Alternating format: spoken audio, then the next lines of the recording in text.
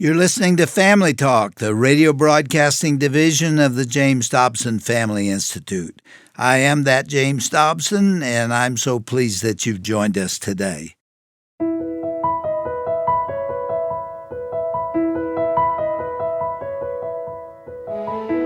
Well, welcome back to Family Talk. I'm Roger Marsh, and in just a moment, we're going to hear part 2 of Dr. James Dobson's powerful conversation with Victor and Eileen Marx from All Things Possible Ministries.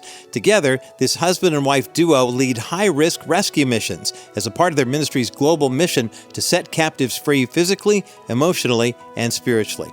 Now, last time we heard Victor, a former Marine, discuss his brand new book called The Dangerous Gentleman, and we had to leave off on a bit of a cliffhanger, just as Victor began to tell the story of when God called him to go into Gaza and to pray. Not something most Americans would willingly do, eh? Now, before we begin, I want to remind you that today's program is part of our 2024 Best of Broadcast collection, and this highly anticipated resource is available right now as a 6-CD set or a digital download when you visit drjamesdobson.org. We'll be happy to send it to you as our way of thanking you for your gift of any amount in support of the Dr. James Dobson Family Institute today. And now, let's hear part 2 of Dr. James Dobson's conversation with Victor and Eileen Marx here on Family Talk. Victor had just entered Gaza, a highly dangerous and active war zone. When we went in, this is very funny, and we go in, me and one other person, we're Americans, this SF team takes us. Most of them are backing down this berm because I thought they were going to bring us up north. They brought us right into Gaza City. I mean, the fighting was going on. So we get up on this berm, and I'm like, Lord, the main thing you told me to do is pray, so I'm going to pray. And I have my buddy next to me, and I just lift my hands up. Now, I'm silhouetted. You can see me. And I just start praying over the evil of Hamas, protection of all innocent people. And as I'm praying, I see my IDF friends. They're getting lower and lower. Yeah. And I'm not really understanding, but I just keep praying. Here's what happened. Unbeknownst to me, there was a sniper in a building in front of us shooting. I didn't know. They knew. But they were like, I had kit and a helmet on, but still, you don't want to silhouette yourself with your arms up like, hey, take a shot at me. I keep praying and praying. Then I heard the sounds of a tank track. And it's actually on video. It's very like, this tank came out of nowhere. An Israeli tank turns, aims its turret at the building and goes, vroom, and just puts a big round right in that building, goosh, and the shooting stopped. I kept praying the whole time. So when we were heading back, these Israeli brothers, all tough, all great, he looks at me, he goes, your faith is very strong. I started laughing, and that's when he told me. I said, well, I didn't know a sniper was shooting at me. But yeah, I think faith in action, good works that God's prepared for us, everybody in their own lane. Like, I would never recommend somebody doing the work we do. You got to be called to it. But just being faithful to the lane that God has called you to do, man, that will impact people. And we need men to step up and just trust God and obey in every area and stop compromising. That's the killer of real moral and what I would call moral masculinity, compromise. And then from there you went to Iraq? Yes, sir. Our last mission, which was recent, we'd been planning. This is the one I want people to hear. Well, my bride and I, our team had been planning a rescue from our intelligence of a young woman who had been held captive for 9 years. And we'd come back from Israel. I'm exhausted. I mean, I'm smoked because we hit Israel twice, and all of a sudden I get a call, hey, boss, it's a green light to get this woman, this girl. And I thought, I prayed, and I said, okay. The only thing is we needed a female on our team, the best chance of a good rescue. So because she was being... Let's get this straight now. Yes. There's a girl there that had been in captivity for how long? 9 years. 9 years. By ISIS. And you're going in there with the goal of bringing her out. Yes, sir. Did you expect not to survive that? I mean, you're going into Satan's world there. I would say this. We always expect to win every time. We've never entered any engagement or rescue without 100% confidence that the Lord is in control. Now, we've had the hard conversations that because of the work we do, if one of us end up in heaven, are we okay with that?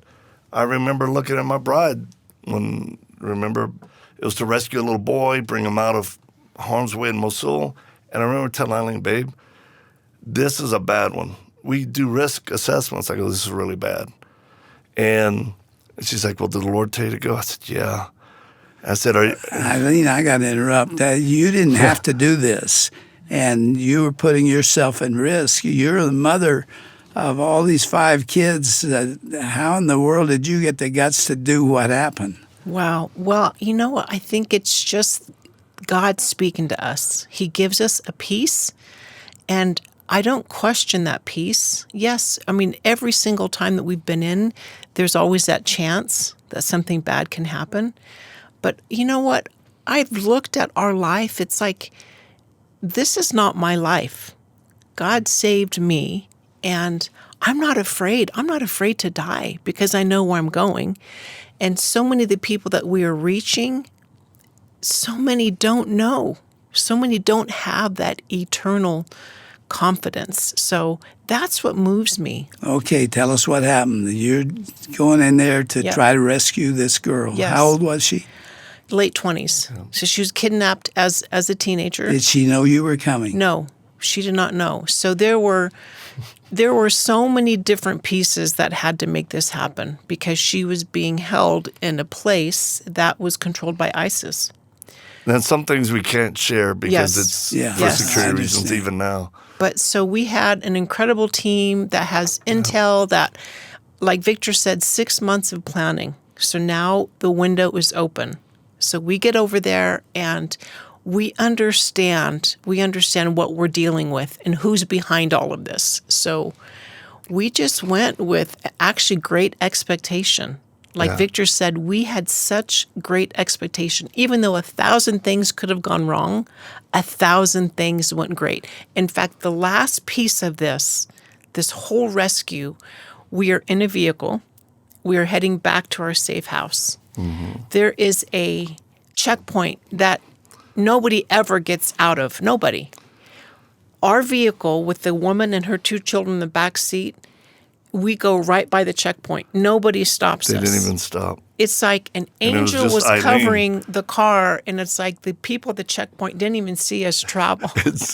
It was so, that to me is like, this is the final stamp of God saying, you're done, you're through.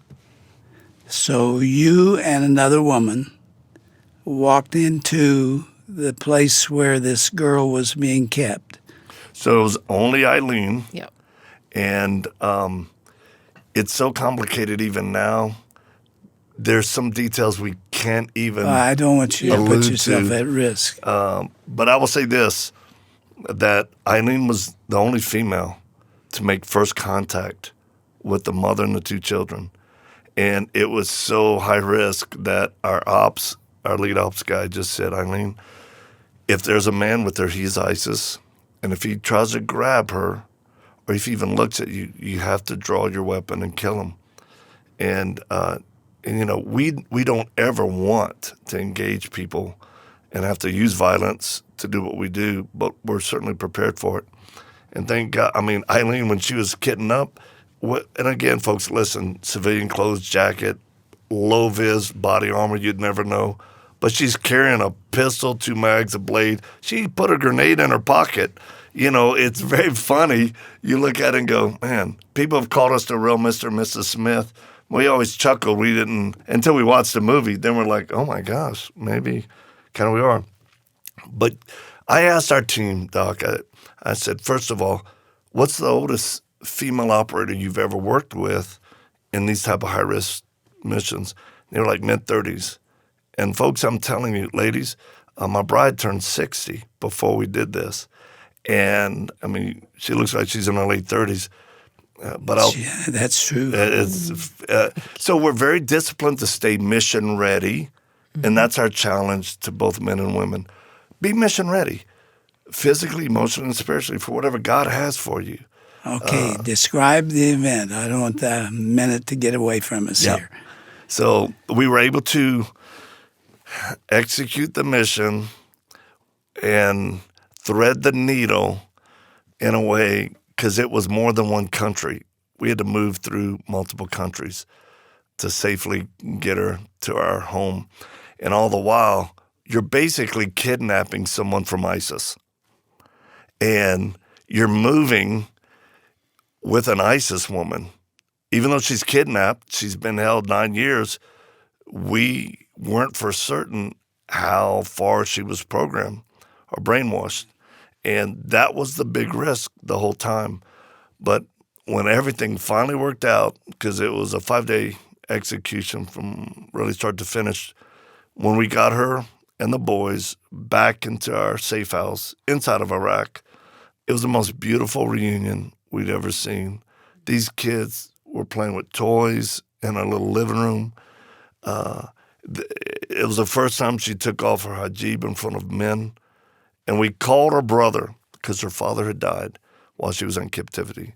And in Arabic, they say, he died of tears, which we know is just a broken heart. Her brother got on the phone. He could not believe it. She's telling him, I'm rescued. I'm rescued. I'm not with Daesh no more, or ISIS. He goes, where are you? She goes, I don't know, because we did all of our stuff at night. I don't know. Who rescued you? And all she could say was, they're just Christians from America. And that's all she needed to know. And once we talked with the brother, he goes, what do y'all want? Like money, whatever. And we said, nothing. Jesus sent us here to help. And you'll always know it's him. And we were gone. We were out of country within hours. We had to leave. And we're still, because it's kind of fresh, when you heard ISIS's feelings that bad, they take notice. So we don't live paranoid, but we live prepared. Sure. Yeah, so God gets the glory. You've been doing this for years, haven't you? Yes, sir. Yes, sir. How long? Gosh, 2014 was our first high-risk mission. And then before that, working with high-risk kids here in the U.S. who've been trafficked or abused. So 21 years now total. I tell folks, I try to say, it doesn't matter if you're overseas or in your own neighborhood. We're fighting evil in the manifestation of it. And a great example is someone tried to kill me here at our home. A guy tried to shoot me. And this was 10 months ago. When I talk about being a dangerous gentleman, I've had to make decisions that change the course of bad people's future. And I would say being a dangerous gentleman doesn't mean you're violent or toxic or whatever. Actually, what you do is all based out of love. And being capable matters. But meekness, one of the first things I learned, and I know you've taught this, is meekness is power under control, and Christ was the best example. So when this guy took a shot at me hiding in a trailer on our property, as far as I couldn't see him, he pulled a pistol. I didn't even know he was going to shoot me.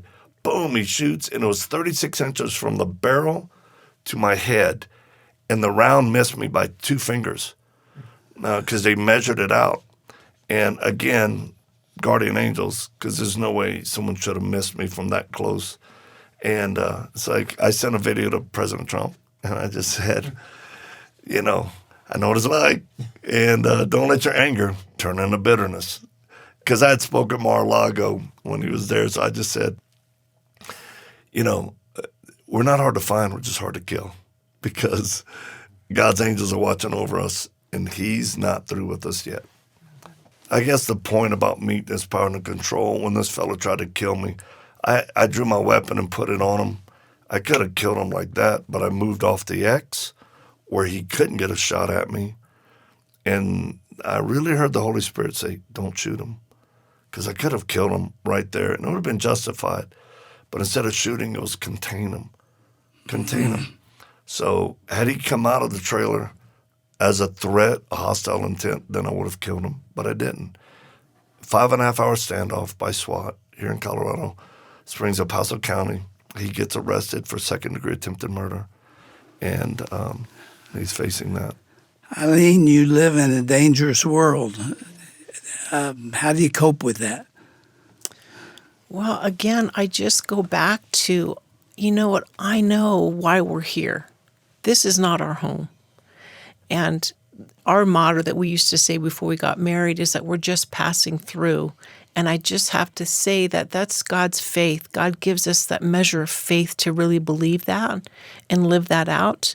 I mean, Old Testament, I was saying earlier, people in the Old Testament, I love the people, their heart, because they didn't count their life so precious to them.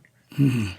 And I mean, again, this is not our home, so it's easy for me. And I do know that that's a measure of faith. There's a song to that effect. Let me sing it to you. Okay. I've never sung a song on the radio yet, and you hear my voice. It's craggy. But I'll just tell you what the words say. This world is not my home. I'm just a passing through.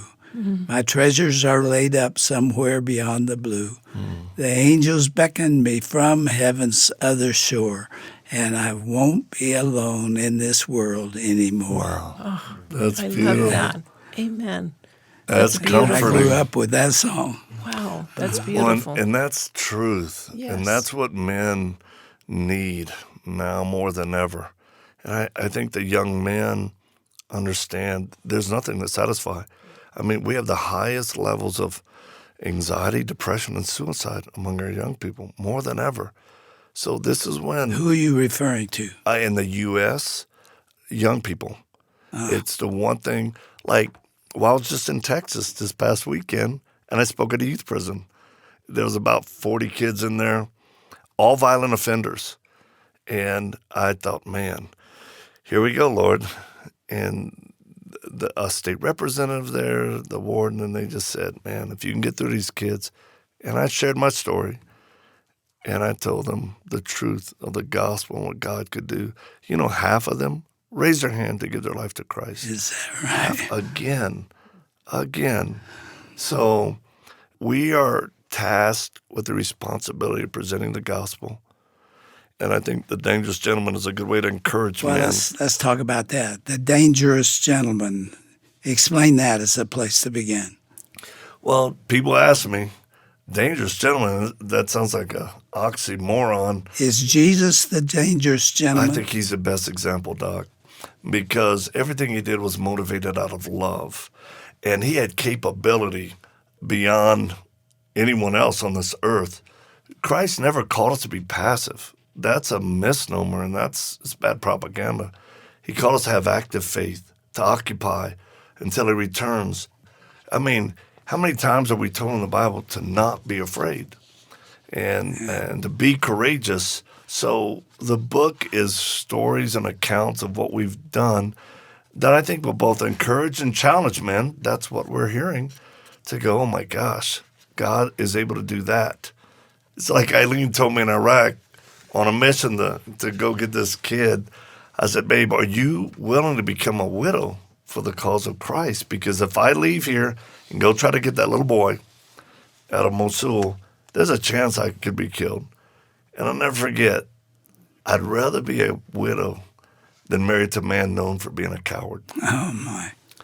And women, you need to challenge your husband. Stop nagging. Nagging doesn't get anything done. One of the most powerful things Eileen has said to me is when I'm sideways or struggling, she just goes, honey, lead me better than that. Mm-hmm. And I'm telling you, husband and wives, that's the best ministry you can have. That's the greatest thing I've ever done, is stay married. Never cheat on my wife, never been cheated on.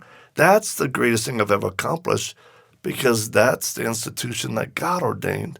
From everything else, it flows. But if we didn't make it, then we wouldn't be talking about any of these stories of God's miraculous power. Victor, what is a man of courage today? I'm sure a lot of people really don't know, because it's not modeled in many places. What does it mean to be a man of courage? Well, there's physical courage, and then there's what I would say moral courage. I think moral courage or moral masculinity, leading with that as a foundation, will give a man physical courage. If you try to reverse them, then there's a chance you won't accomplish it. Yeah. Stand up for what is right. Don't be quiet in the face of what's evil. And you've done that for all these decades. You've stood up against what the culture says is normal and right. We're living in a day and age what the Bible says that they'll call evil good and good evil. And men need to stop being passive, accept responsibility, fight for a greater good. There's a war going on. Again, it's spiritual, but it takes the courage that you can receive by the power of God's Spirit in your life. It will be dampened by, I think, impurity. I tell men, if you're looking at porn and you're not living a pure life, don't expect the power of God to flow through you. That will quench everything. Have a clear conscience. And, well, I never forget, I was in a locker room, some men were talking, and this has happened more than one occasion, and these men start talking about cheating on their wife. And they're laughing. They look over at me like, and I just looked at them and said, I don't find that funny. You made a commitment to your wife, and now you think somehow it's wrong. And I've said that on more than one occasion. I've said it to politicians in a small room of some well-known people, and one of them was talking about cheating with his So, it's okay for men to stand up. Well, Victor and Eileen, I always enjoy talking to you all because of your courage, your commitment, the people that you have changed. And this book, I think, will be of great meaning to a lot of people because America has forgotten what it means to be masculine. Yes, sir. And to do what God calls us to do. It's always a pleasure talking to you guys. I'm going to end with a story. We've known you all these years, as I've said. Shirley and I decided to come over to your house and ask if you would teach her to shoot a pistol. Yes. Just for self-protection. Yes. I'm gone a lot, and so you agreed to do that. You brought us over. We went out in your backyard, and you gave us each a pistol. Yeah. And Shirley shot first. And you gave her a few instructions, not much, and then put her about 10, 15 feet away from a target. And she stepped up there and she blew the hole in the center of that target 3 times, didn't she? Oh, yes. I was so Eileen proud of taught her. She hit the target 1. Believe me, this has never happened before. And you had said she never used a firearm. And Eileen, it's one of our highlights. We have some very fun pictures of that where we were both shocked. I'm like, good night. Truly. And then you followed up. You said, I haven't shot a pistol in so long. And you got up there and you were hitting the target really well in the chest. And you go, but I want to shoot him in the face.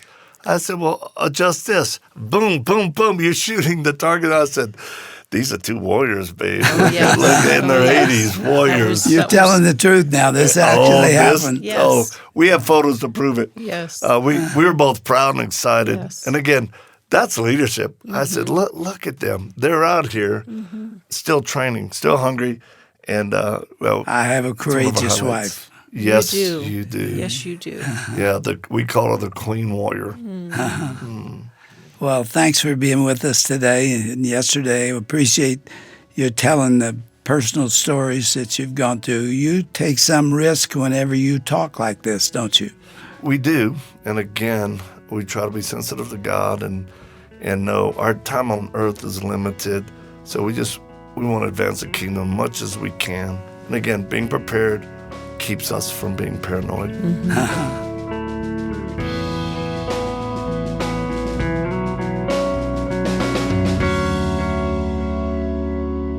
Well, you've been listening to Dr. James Dobson's Family Talk, and we just heard part 2 of Dr. Dobson's conversation with Victor and Eileen Marx. If you want to learn more about All Things Possible Ministries or Victor's new book called The Dangerous Gentleman, go to drjamesdobson.org/Family Talk. Now, before we leave the air for the week, I want to let you know that your prayers and financial support mean the world to us here at the Dr. James Dobson Family Institute, and I have some exciting news to share. This December, thanks to some special friends of the ministry, we have a special matching grant in place between now and December 31st. Every dollar you donate to Family Talk will be doubled. And you can also take advantage of that doubling match when you ask for your copy of the 2024 Best of Broadcast Collection. It's available either as a 6-CD set or a digital download. We'll send it to you as our way of thanking you for your year-end gift of any amount in support of the Dr. James Dobson Family Institute when you go to drjamesdobson.org. Well, I'm Roger Marsh, inviting you back next time for another edition of Dr. James Dobson's Family Talk.